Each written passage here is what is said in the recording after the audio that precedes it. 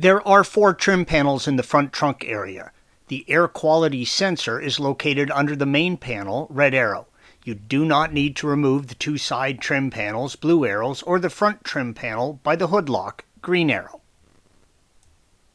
To remove the main panel, gently pull up on each side by the cut-out handles indicated by the red arrows.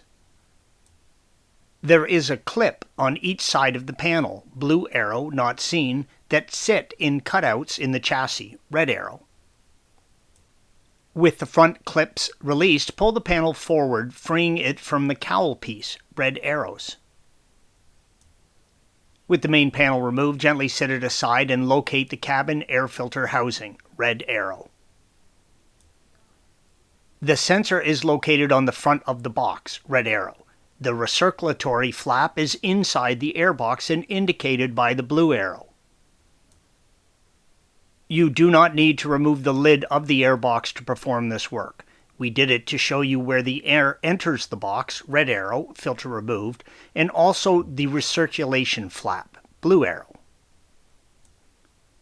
This image shows the sensor facing where the air enters the box, red arrow. To replace the sensor, turn it clockwise until the tabs, red arrow, on the sensor line up with the openings on the box, blue arrow, and then slide it out from the mount in the box. Squeeze in on the tab on the electrical connection, red arrow, and separate the connection from the sensor.